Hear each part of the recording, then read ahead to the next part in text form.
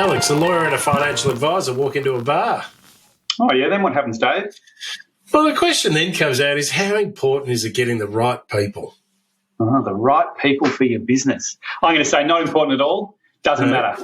No. Doesn't matter. Just grab whoever you can at the moment. Whoever you can, yeah, that's right.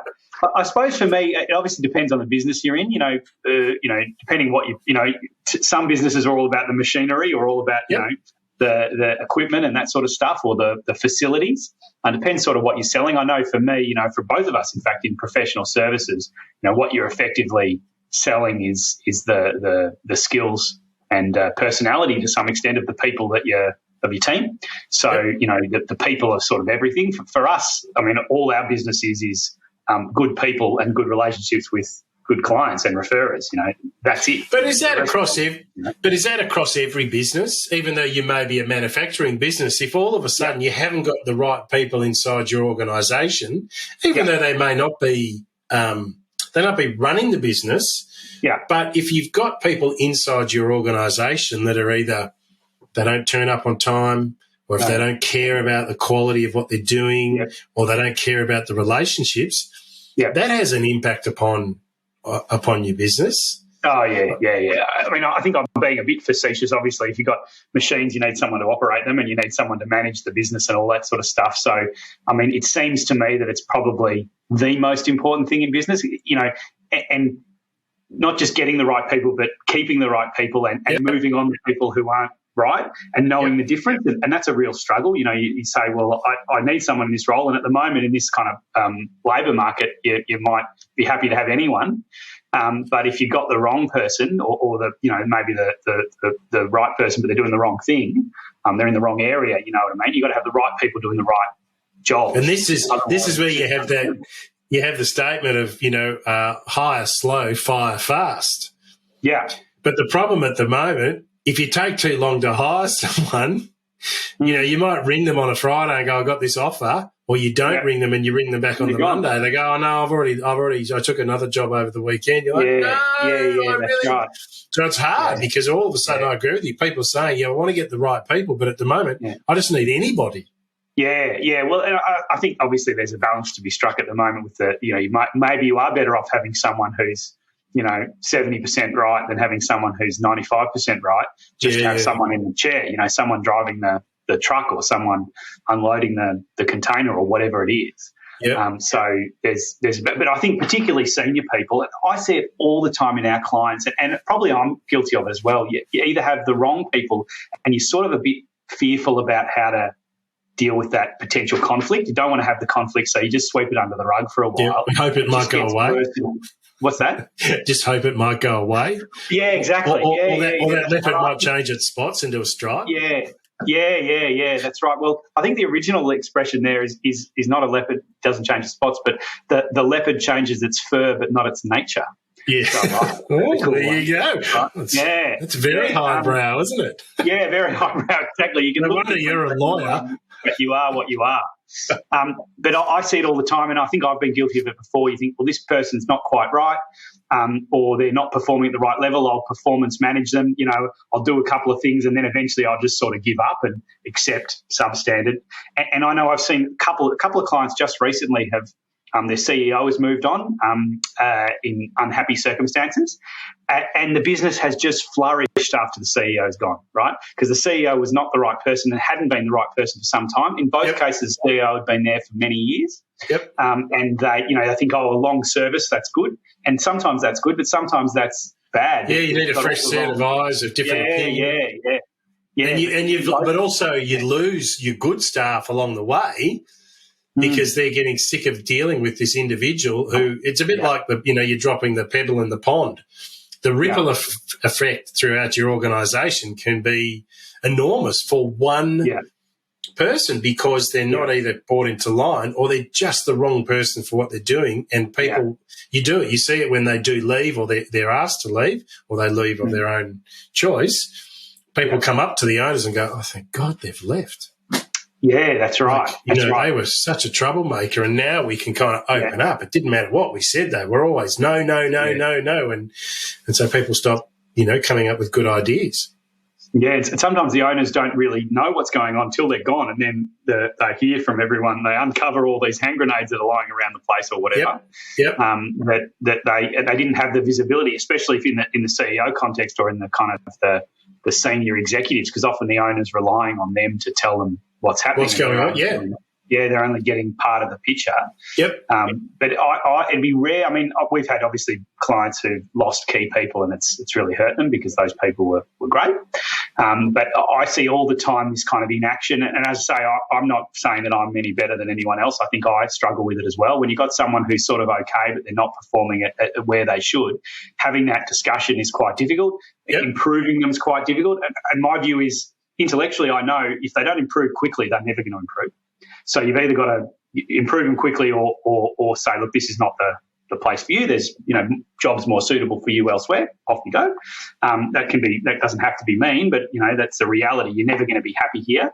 But doing that it's easy to say, but it's very hard to do. And I think a lot of our clients kind of struggle with it and end up, if you don't have the right team around you, you're just never going to take your business to the next level. Your business is always going to be. But it can also be quite traumatic for people to offload or ask someone to leave when they know of their, potentially there's personal circumstances and, there may be some challenges that they've got at home. They may have some kids that are not well and all of these sorts of things. And, it sometimes it just continues to add up. And it's like we've really got to cut them loose.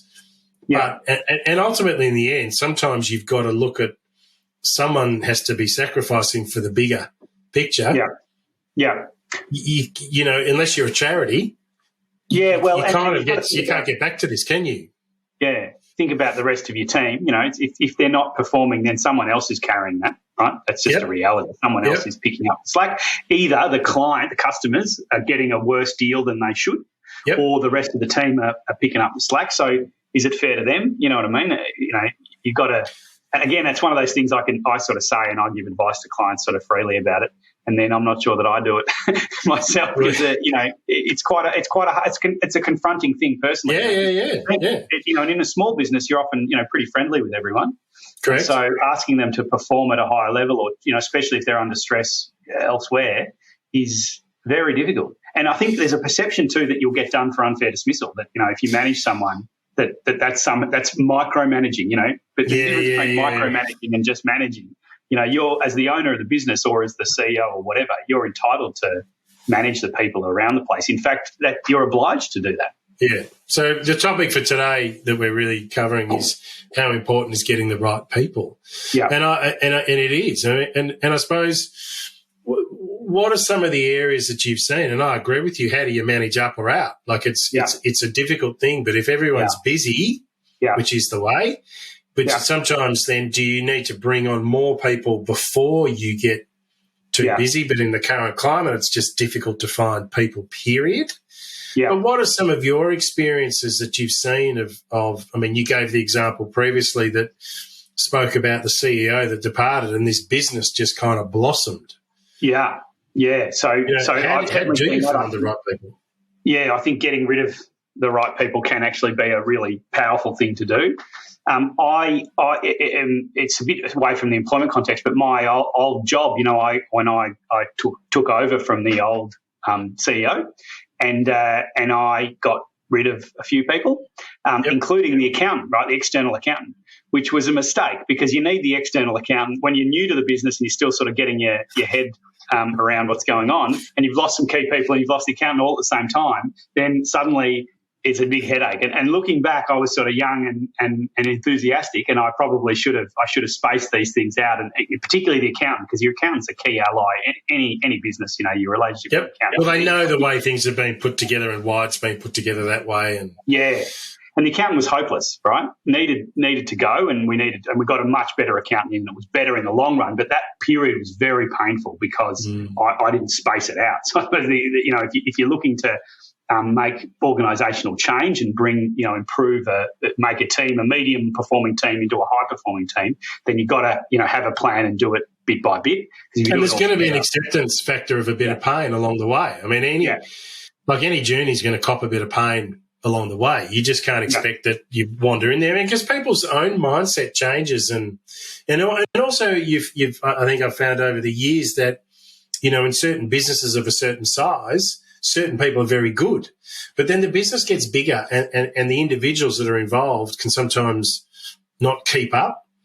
Yeah, and so therefore their capacity is just not up to speed. And so how do you kind of work around part of that? And that's always a bit of a challenge. I mean, they were the right person at a point in time, but as the business has grown and it's doubled its revenue and it's now got X amount, it's like that person is just not skilled. Even if we gave them the additional training, it's just not the person that I'm after. So, you know, that's always a tough one. Yeah, I reckon that's a great point, because, again, I see that. I don't think I identified it in that way, but that's absolutely right. That the skills, you know, particularly from a kind of a mum and dad business, as you might call it, as it becomes more corporatized, you know, you might have just had, you know, a mum and dad and their kid working in the business for a while, and then you've hired a couple of staff and whatever, and, you know, a couple more vans or whatever you do. But then once you get, you know, you're opening a Sydney office and you've got 50 staff, suddenly the kind of skills you need to manage that kind of enterprise are totally different to the kind of skills you needed to start it and to get it going. And I'm actually struggling with that as we've sort of grown. You know, me being a good lawyer and, you know, a nice fellow that people want to deal with is one thing, but, you know, I can only deal with so many clients. So over time, the clients are dealt with by other people, and I need to then manage them, which is a totally different skill set. Maybe one that I'm not up to. I wonder why you're getting a bit more grey hair in your head. yeah, that's right.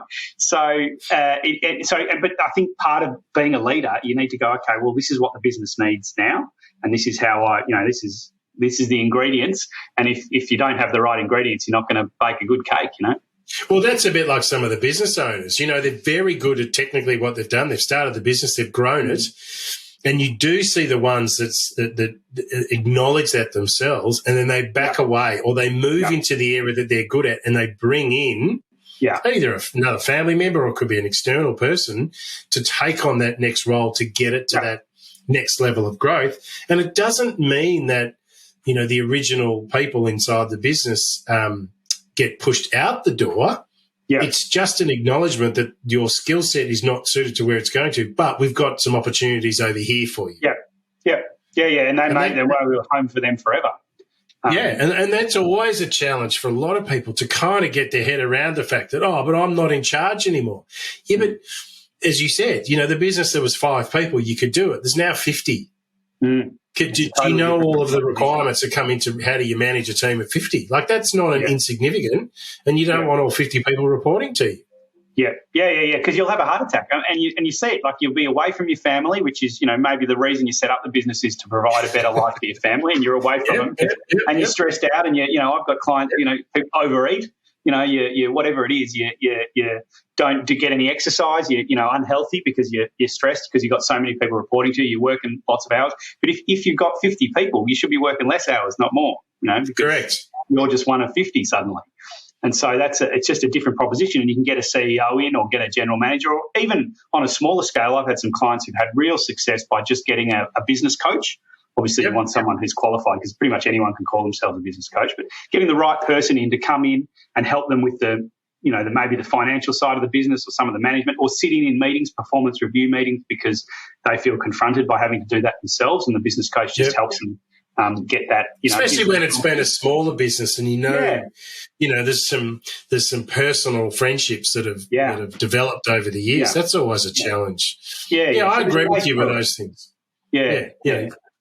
You don't have to. So we're talking about how important it is getting the right people, and you know, that is, I don't think that's ever going to be a challenge, and I think in some respects it will continue to be an excessive challenge, because we've got people finishing work.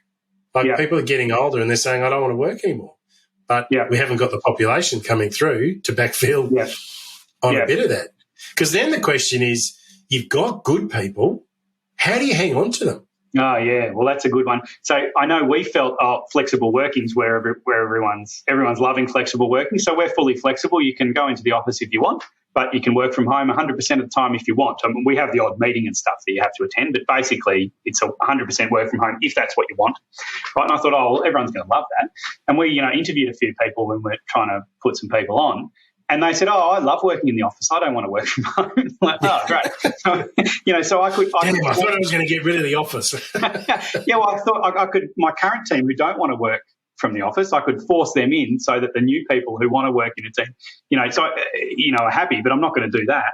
So I suppose what I'm saying is we've discovered to motivate people, you can't really, there's no perfect solution. Some different things are going to suit different people. Some people like being in the office, some people don't. And that's why I sort of thought, well, we'll give people choice. We'll let them do it how they want. But, of course, you go into the office and you're the only one there, then that sort of takes the fun out of it. So, but it also different management skills as well. When everyone's there, you can I know you can physically see everyone, but if everyone's working remotely, how do you manage part of that? And by attracting the right people and hanging on to them is not also just about the dollars you pay them. Yeah. Oh, yeah, absolutely. Like, there's definitely a point where people say, you could give me another 50 grand. That doesn't matter. I actually want, I only want to work a 10-day fortnight. Yeah.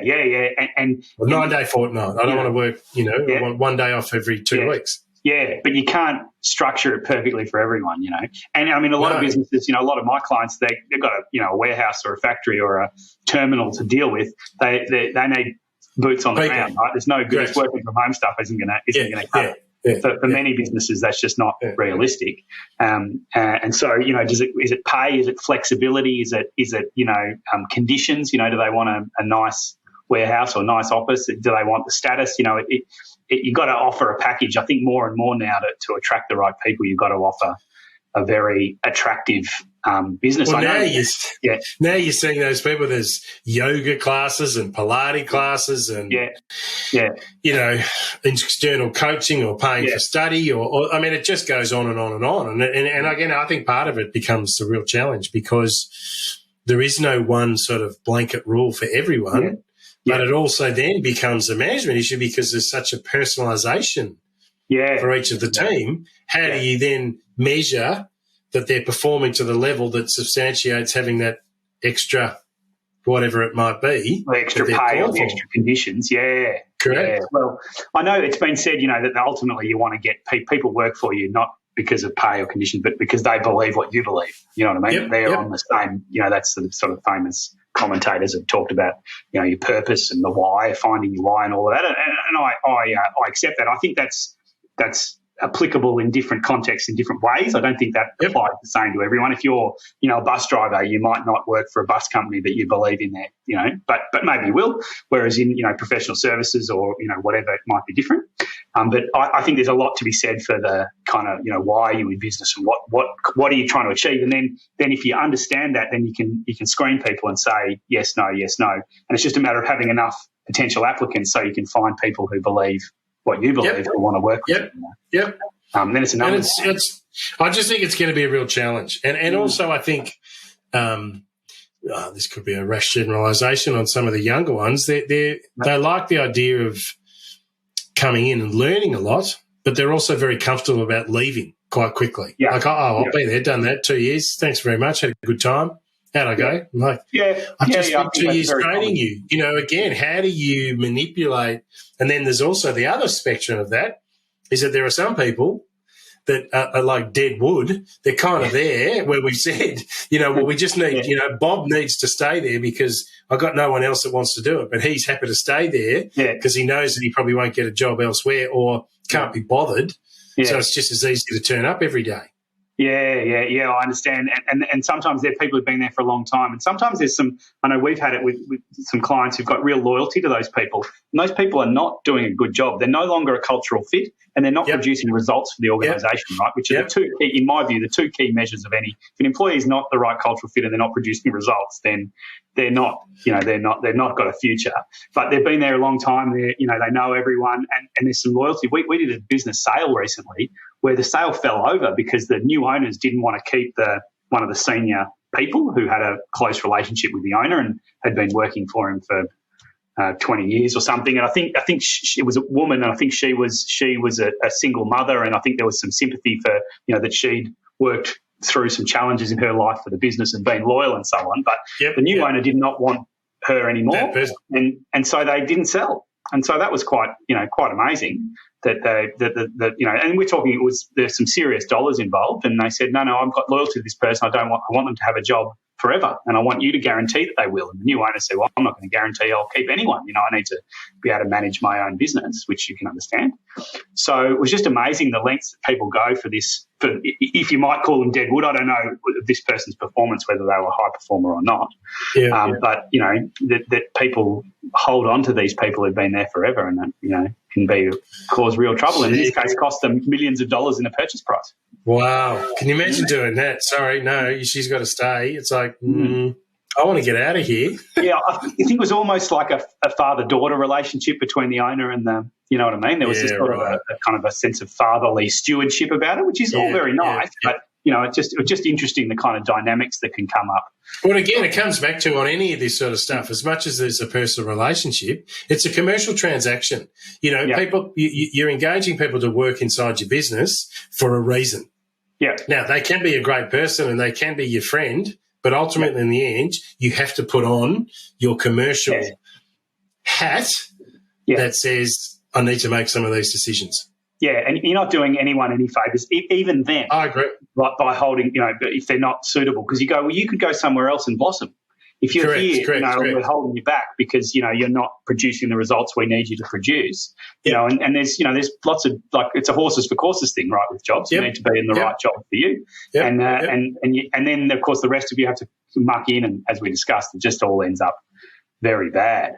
So is there anything you want to last sort of comments to close out for our conversation today? All I'd say, I suppose, in summary is, you want the staff are absolutely critical to everything you do. So you get the best staff you possibly can, support them, and I think you can rein in a racehorse, but you can't train up a trail horse by feeding it or by whipping it. You know what I mean? I think you're much better off getting the best people you possibly can and paying them what you need to get them, and then try and mould them rather than trying to make, mediocre people excel. Yeah. And I would add into that is to bring in your team for the interview process to ensure that the cultural fit is right as well, because all of a sudden you can go, oh, no, they're fantastic. But when you mix them in with a team, they are just complete chalk and cheese, and they're just people go, for whatever reason, if they don't tick the boxes for the team, it's never going to work. So I would also say that with looking to get the right people, bring your team along. It doesn't have to be everyone, but don't just do it in isolation, because I think that's a good point. Well, we've certainly had that issue that you sort of like I think I've got a bit of a blindness. Maybe I've got no emotional intelligence, but you don't pick up. I'm a lawyer, I've got no personality either. And you pick up that there's going to be tension between these two people. That it might have been obvious to someone else, but it certainly wasn't to me, and it can cause problems. Man. Yep. Okay, so thank you, Alex. We'll close out today. Again, I'd like to thank Alex from Taurus Legal Management. He can be contacted via LinkedIn at Alex Martin or via his website of tauruslawyers.com.au. I would also like to thank myself, David Murdoch, the wealth activist from Paxton Bridge. I can also be contacted via LinkedIn or via our website, paxtonbridge.com. Thank you once again, and look forward to the next discussion.